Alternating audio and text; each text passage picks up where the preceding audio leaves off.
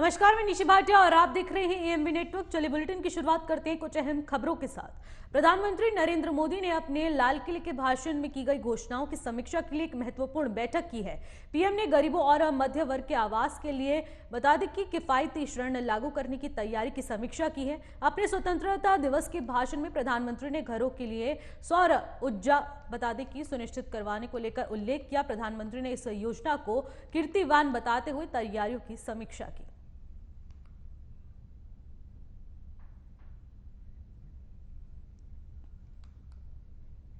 इस खबर पर अधिक जानकारी के साथ हमारे संवाददाता नागेंद्र भाटी भी हमारे साथ जुड़ चुके हैं। नागेंद्र, जिस तरीके से समीक्षा बैठक की जा रही है, जिस दौरान प्रधानमंत्री ने लाल किले से अपने भाषण में कहा था कि सबको आवास दिया जाएगा, इसको लेकर समीक्षा बैठक में क्या कुछ बातचीत हुई?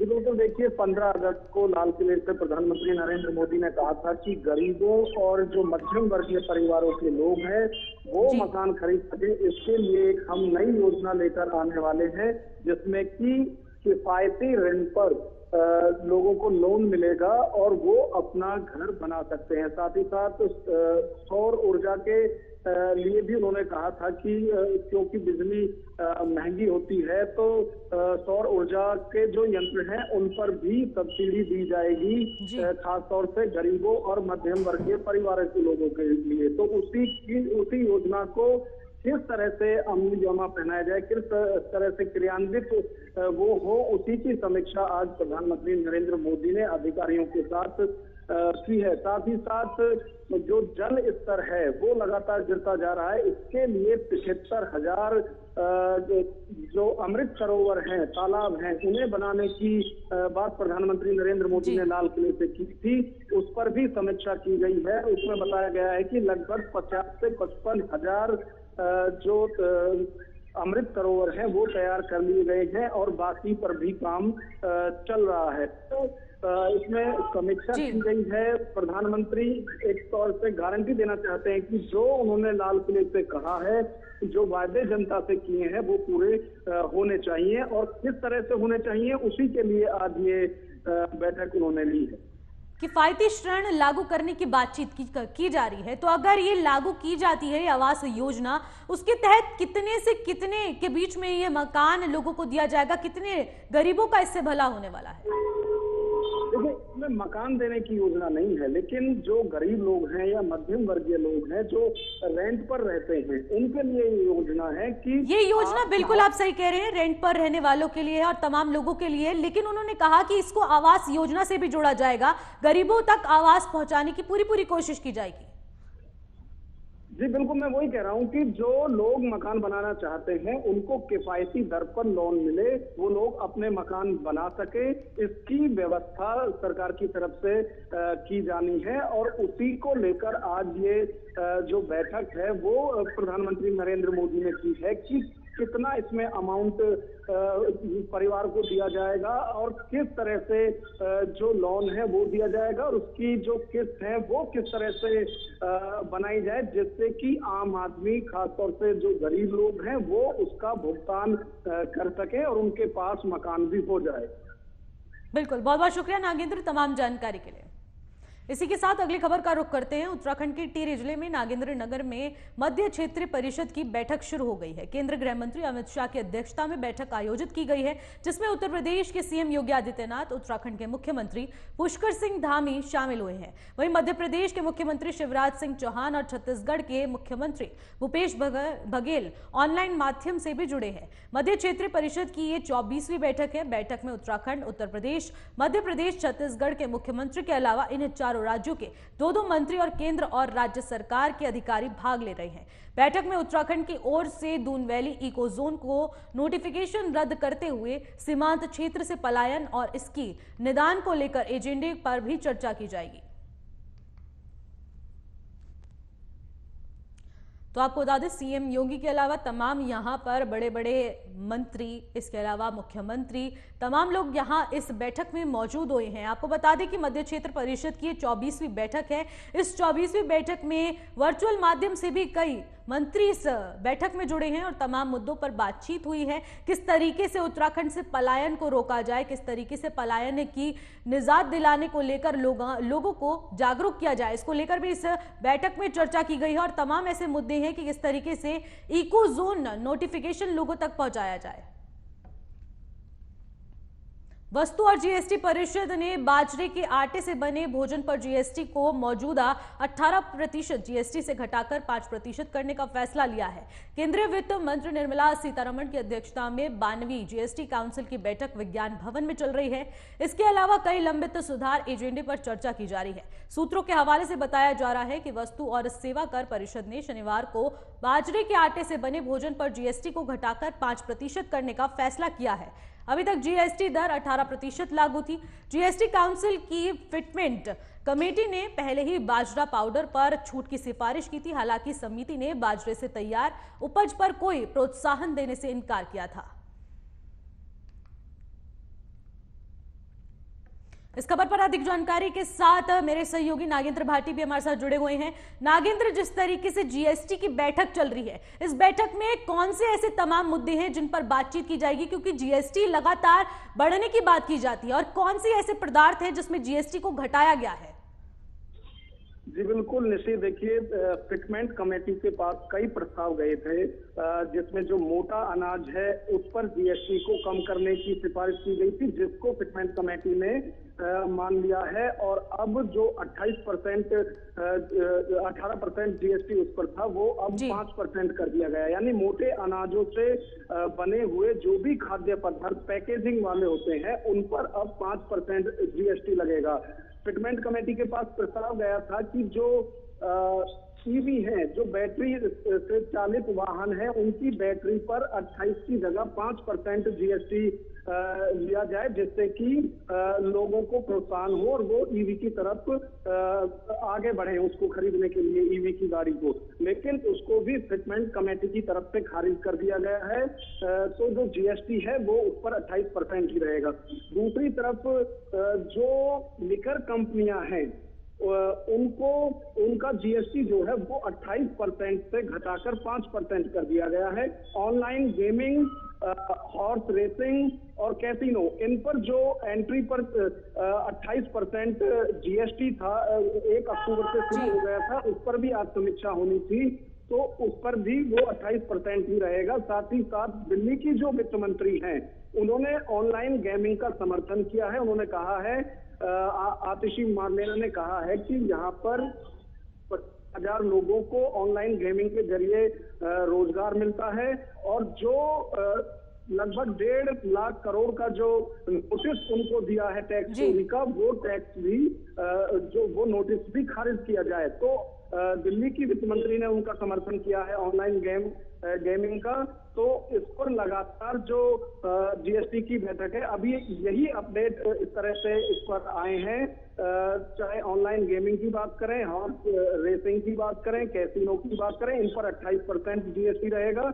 और जो मोटे अनाज से बनने वाले खाद्य पदार्थ हैं, उन पर 5% जीएसटी कर दिया गया है। गुड़ पर जो 18% जीएसटी लगती थी, वो 5% कर दिया गया है। जो गुड़ से शीरा बनता है, उस पर 5% जीएसटी कर दी गई है। तो कई जगह राहत दी गई है, लेकिन कई जगह उम्मीद थी कि इलेक्ट्रॉनिक गाड़ियां जिस बैटरी से चलती है, उस बैटरी पर जीएसटी कम की जाएगी, लेकिन फिटमेंट कमेटी ने उसे खारिज कर दिया। बिल्कुल, बहुत बहुत शुक्रिया नागेंद्र तमाम जानकारी के लिए। इस मीटिंग से जुड़ी सभी अपडेट्स हम तक पहुंचाते रहेगा। इसी के साथ अब अगली खबर का रुख करेंगे, लेकिन उससे पहले एक बड़ी खबर सामने आ रही है, जहां पर आप सांसद संजय सिंह ने कोर्ट में अर्जी डाली है। राउज एवेन्यू कोर्ट में संजय सिंह ने दाखिल की अर्जी। संजय सिंह की अर्जी पर कोर्ट में सुनवाई हुई है। संजय सिंह ने अपने जीवन की सुरक्षा को लेकर आशंका जताई है। संजय सिंह ने ईडी को शिफ्टिंग से किया है इनकार। लॉकअप के बाहर सुलाया गया है, अमानवीय व्यवहार किया गया है। संजय सिंह ने तमाम आरोप लगाए हैं। इस वक्त की बड़ी खबर हम आपको दिखा रहे हैं, जहां पर संजय सिंह की अर्जी पर कोर्ट में सुनवाई हुई है। संजय सिंह ने अपने जीवन की सुरक्षा को लेकर आशंका जताते हुए ये तमाम बातें कही हैं, जहां पर उन्होंने कहा है कि मुझे जेल से बाहर सुलाया गया है और इसी के अलावा मेरे साथ अमानवीय व्यवहार भी किया गया है। ऐसे तमाम आरोपों के साथ ये तमाम खबरें सामने आ रही हैं। इस वक्त की बड़ी खबर, आप सांसद संजय सिंह ने कोर्ट में अर्जी डाली है। बड़ी खबर इस वक्त की हम आपको दिखा रहे हैं, जहां पर राउज एवेन्यू कोर्ट ने संजय सिंह को अब रिमांड पर रखा था, लेकिन उससे पहले संजय सिंह तमाम आरोप मढ़ते हुए नजर आ रहे हैं, जहां पर वो कह रहे हैं कि मुझे बाहर सुलाया गया था, मेरे साथ दुर्व्यवहार किया गया है। और इसी के साथ उन्होंने अपनी जीवन की सुरक्षा को लेकर आशंका जताई है। उन्होंने कहा है कि मेरे साथ ऐसा अमानवीय व्यवहार किया जा रहा है। संजय सिंह ने ईडी में शिफ्टिंग को लेकर इनकार करते हुए तमाम बातें कही हैं। लॉकअप के बाहर सुलाया गया है, अमानवीय व्यवहार मेरे साथ किया गया है, ऐसी तमाम बातों के साथ कोर्ट में अर्जी डालते हुए संजय सिंह नजर आ रहे हैं। बड़ी खबर इस वक्त की हम आपको दिखा रहे हैं, आप सांसद संजय सिंह ने कोर्ट में अर्जी डाली। राउज एवेन्यू कोर्ट में संजय सिंह ने दाखिल की है अर्जी।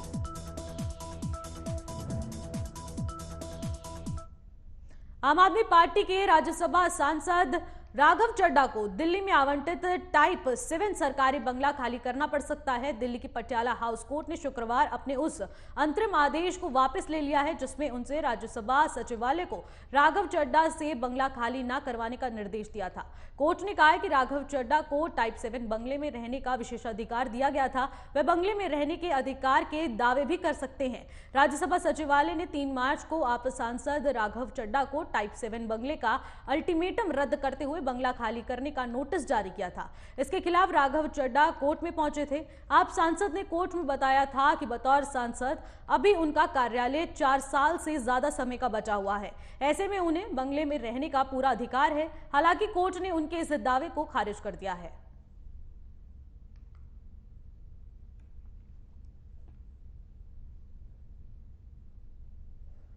जातीय जनगणना को लेकर विवाद थमने का नाम नहीं ले रहा है। बयानों का सिलसिला लगातार जारी है।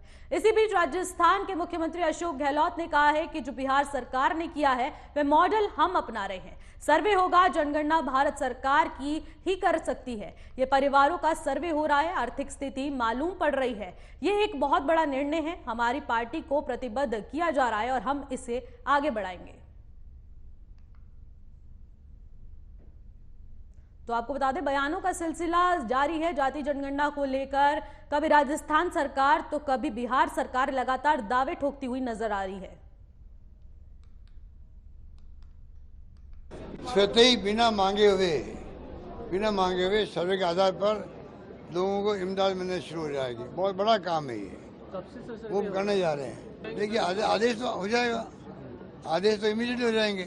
जब मैंने कह दिया है तो निर्णय जल्दी आ जाएगा।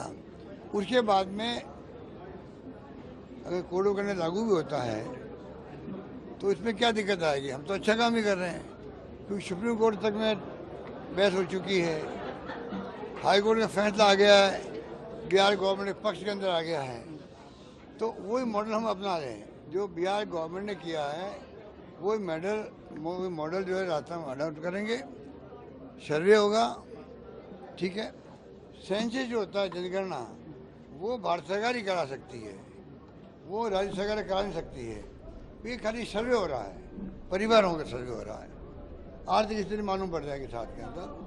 तो मैं समझता हूँ कि एक बहुत इस खबर पर अधिक जानकारी के साथ हमारे संवाददाता मनोज शर्मा भी हमारे साथ जुड़ चुके हैं। मनोज, जिस तरीके से जाति जनगणना को लेकर बयानबाजी का सिलसिला जारी है, उसी बीच अशोक गहलोत का जो एक्शन सामने आया है, इसको लेकर अब राजस्थान सरकार किस तरीके से काम करने वाली है जाति जनगणना को लेकर? मनोज, निश्चित तौर पे अगर देखा जाए तो, क्योंकि जिस प्रकार से मुख्यमंत्री ने कहा है कि बिहार के अंदर जिस प्रकार से मुख्यमंत्री नीतीश कुमार ने जातिगत जनगणना की बात छेड़ी है, तो उसने पूरे भारत के अंदर में एक नई बहस चालू कर दी है। जहां जहां बीजेपी की सरकार नहीं है, वहां पर वोटों की राजनीति को ध्यान में देखते हुए कि अशोक गहलोत ने जो एक बयान दिया है वो बहुत बड़ा बयान दिया है, और भारतीय जनता पार्टी के लिए एक सिरदर्दी वाला बयान भी हो सकता है, क्योंकि जातिगत जनगणना के हिसाब से उनको ये पता पड़ जाएगा कि कौन किसकी जाति, कितने लोग यहाँ पे रह रहे हैं। क्योंकि अभी जो राजस्थान में जो आरक्षण की जो आग लगती हुई आ रही है, इससे पहले गुर्जर समाज ने, अभी पिछले अगर 1 महीने की अगर बात करें तो यहाँ पे कई प्रकार की जातिगत समूह के अलग अलग महासभाएं करके उन्होंने अपने आरक्षण की मांग की है। तो अपने आप में ये मील का पत्थर साबित होगा अगर गहलोत ने इस पर चुनाव से पहले, आचार संहिता से पहले इस पे कुछ नोटिफिकेशन अगर जारी किया, तो मान के चलिए कांग्रेस को एक वोट बैंक के अंदर में मजबूत स्थिति का फायदा मिल सकता है। क्योंकि सरकारें हैं, सरकारें आती है जाती है, लेकिन अगर इस प्रकार का अगर एक ट्रम्प कार्ड खेला गया है तो ये अपने आप में एक बहुत बड़ी बात होगी राजस्थान के अंदर चुनाव से पहले। और बिल्कुल जिस तरीके से जाति जनगणना को लेकर लगातार सियासत में उछाल देखने को मिल रहा है, ऊपर से अशोक गहलोत का ये बयान सामने आता है, इसके अलावा वो विपक्ष की ओर बिल्कुल तीरंदाज नजर आ रहे हैं। इसको लेकर अब भारतीय जनता पार्टी का इस मुद्दे को लेकर क्या कुछ रुख है? देखिए, भारतीय जनता पार्टी कि तमाम जो नेता हैं, क्योंकि वो चुनावी सरगर्मी में लगे हुए हैं, मोदी जी के जो जिस प्रकार से दौरे हुए हैं उनकी व्यवस्थाओं में लगे हुए हैं, लेकिन आज क्योंकि अभी से 20 मिनट के बाद भारतीय जनता पार्टी के राष्ट्रीय उपाध्यक्ष अलका गुर्जर की पत्रकार वार्ता है, तो हो सकता है कि उसके अंदर में अशोक गहलोत के बयान को लेके वो कुछ बोल दे, क्योंकि भारतीय जनता पार्टी के लिए मैंने जैसे कि पहले भी कहा कि अशोक गहलोत चुनाव से ठीक पहले, आचार संहिता लगने से पहले जिस प्रकार से एक ट्रम्प कार्ड फेंका है, थ्रू का इक्का फेंका है, इसका क्या तोड़ निकालती है भारतीय जनता पार्टी, ये तो भारतीय जनता पार्टी ही बता पाएगी। लेकिन हाँ, अपने चुनाव में जाने से पहले भारतीय जनता पार्टी कांग्रेस ने जिस प्रकार से स्टंट खेला है जातिगत जनगणना, ये अपने आप एक बहुत सराहनीय कदम है और लोगों को लगता है कि शायद इसके आने से या इसके करने से समाज में बहुत फायदा होगा और क्योंकि सरकारों को फायदा होगा। बिल्कुल, बहुत बहुत शुक्रिया मनोज तमाम जानकारी के लिए। इस खबर पर अपनी नजर बनाए रखेगा। इसी के साथ अगली खबर का रुख करते हैं। जातिगत जनगणना पर हरियाणा के गृह मंत्री अनिल विज ने कहा है कि जातिगत जनगणना देश को एकजुट करने के बजाय उसको अलग अलग टुकड़ों में बांटने का एक उचित प्रयास है। 70 साल बाद हमने भारतीय होकर जीना चाहिए, हम सब एक है, हम सब भारतीय हैं। जातिगत जनगणना की बता दें कि प्रामाणिकता क्या है। इसका मतलब ये हुआ कि सरकार के हाथ में रजिस्टर आ गया है, जिसको चाहे उसे जाति में डाल दे। क्या जातिगत जनगणना में आने के बाद ही लोगों को लाभ मिलेगा? ये सब चुनावी खेल है, पहले भी मंडल आयोग हुआ था।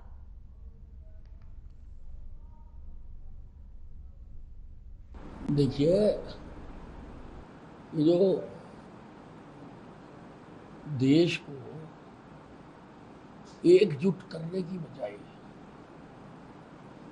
उसको अलग अलग टुकड़ों में बांटने का कुत्सित प्रयास है। 70 साल के बाद हम भारतीय होकर जीने चाहिए कि हम सब एक हैं, हम सब भारतीय हैं। और ये जो जातिगत सेंसस करवा रहे हैं, इसकी प्रामाणिकता क्या है? इसका मतलब तो ये हो गया कि सरकार के हाथ में रजिस्टर आ गया, जिसको चाहे वो जिस जाति में डाल दे, कोई प्रामाणिकता नहीं है। और क्या सेंसस में आने के बाद ही लोगों को लाभ मिलेगा? सैकड़ों लोग कह रहे हैं कि हमें आज तक आगे देखा नहीं गया। तो ये सारा चुनावी खेल है, पहले भी हुआ था मंडल आयोग। और इन पार्टियों को जो जो सत्ता में रही हैं और आज जातिगत गणना की पैरवी कर रही हैं, उनको बताना चाहिए कि जितने जितने साल वो सत्ता में रहे, उन्होंने इन जातियों के लिए क्या किया। मणिपुर में दूसरी बार हिंसा भड़कने के बाद संयुक्त राष्ट्र ने राज्य के हालातों पर चिंता जताई है। United Nations human rights commission ने शुक्रवार को सोशल मीडिया पर लिखा कि हम मणिपुर हिंसा पर बोलने वाले मानवाधिकार एक्टिविस्ट बबलू को मिली धमकियों से चिंतित है। 5 अक्टूबर को हिंसक भीड़ ने इम्फाल वेस्ट में बता दें कि तमाम बातों के बीच बबलू के घर पर हमला किया था। यूएनएचआर ने इस घटना के पीछे मेतई और बता दें कि अरम्बाई को जिम्मेदार ठहराया है। साथ ही अधिकारियों से बबलू और उनके परिवार और घर को सुरक्षा देने की मांग की है। सिक्किम में बादल फटने से तेस्ता नदी में अचानक आई बाढ़ में भारी तबाही मच गई। हादसे के 3 दिन बाद भी निचले इलाकों में लगातार शव मिल रहे हैं। तो वहीं सिक्किम के मुख्यमंत्री प्रेम सिंह तमांग ने मांग की है कि जिले में बाढ़ प्रभावित क्षेत्रों और राहत शिविर का दौरा किया जाए। तो वहीं सिक्किम में अचानक आई बाढ़ में वीरगति को प्राप्त हुए जवान सरोज कुमार दास का पार्थिव शरीर भुवनेश्वर हवाई अड्डे पर पहुंचा। ओडिशा के मुख्यमंत्री नवीन पटनायक ने सरोज कुमार को श्रद्धांजलि दी। भारत चांद पर पहुंच चुका है। ऐसे में अब इसरो मानव यात्रियों को अंतरिक्ष में भेजने की तैयारी कर रहा है। भारत अंतरिक्ष विज्ञान के क्षेत्र में लगातार सफलता की ओर बढ़ रहा है। इसरो अब अंतरिक्ष में यात्रियों को भेजने की तैयारी शुरू कर चुका है। देखिए रिपोर्ट।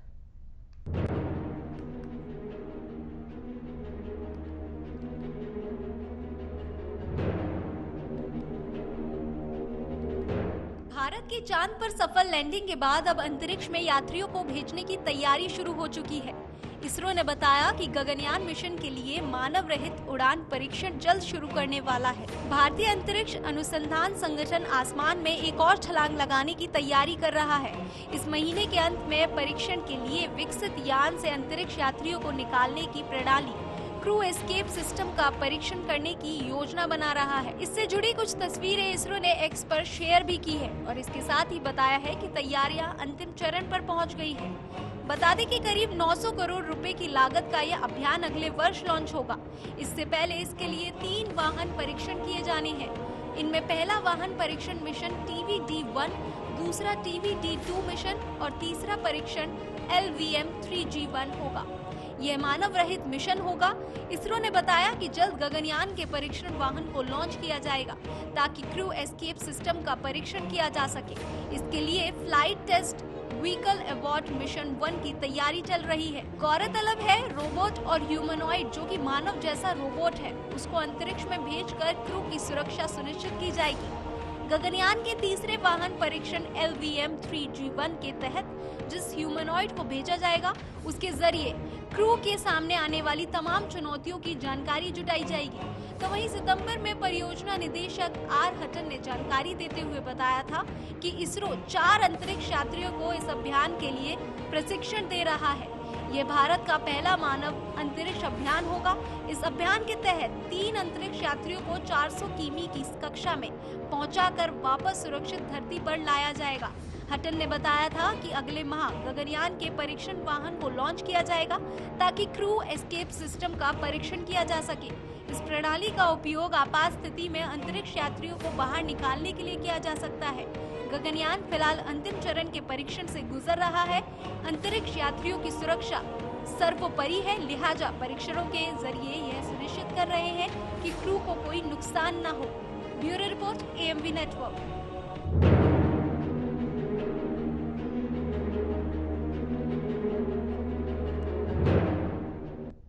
फिलहाल इन खबरों में बस इतना ही। देश और दुनिया की तमाम बड़ी खबरों के लिए देखते रहेगा AMV नेटवर्क।